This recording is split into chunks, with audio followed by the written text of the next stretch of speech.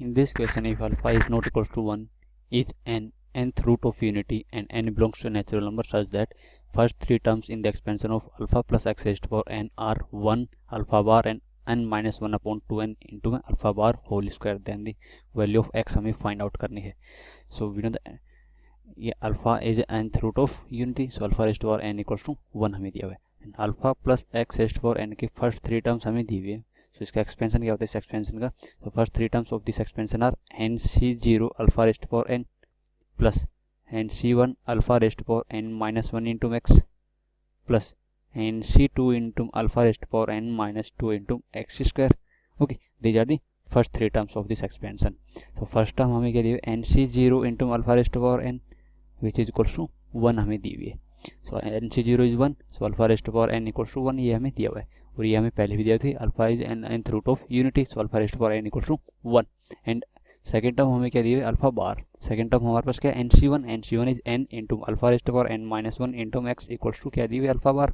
Alpha bar is 1 upon alpha. तो ये value क्या आ गई? N into alpha raised power n alpha से मल्टीप्लाई करेंगे both sides into x equals to 1. So alpha raised power n is 1, so n x की value क्या आ गई? N into x equals to 1. N into x equals to 1. Now third term हमें क्या दी हुई है? थर्ड टर्म हमें दी हुई है n minus 1 upon 2n into alpha bar whole square. और थर्ड टर्म हमारे पास क्या है? N C two is n into n minus 1 by 2 into alpha raised power n minus 2 into x square equals to n minus 1 upon 2n into alpha bar whole square. So this will become n into n minus 1 by 2 into alpha raised power n minus 2 into x square equals to n minus 1 upon 2n into alpha bar whole square is this is 1 upon alpha square. So n 2 से 2 cancel out हो गए, N minus 1 से N minus 1 cancel out हो गए, alpha square से वो sides multiply करेंगे तो ये वैल्यू क्या आएगी? N into alpha raised power n into x square equals to 1 by n. 1 by N.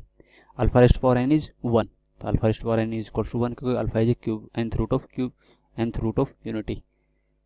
nth root of unity. So alpha raised power n is 1, so n x square की value क्या आ जाएगी? 1 by n. 1 by N.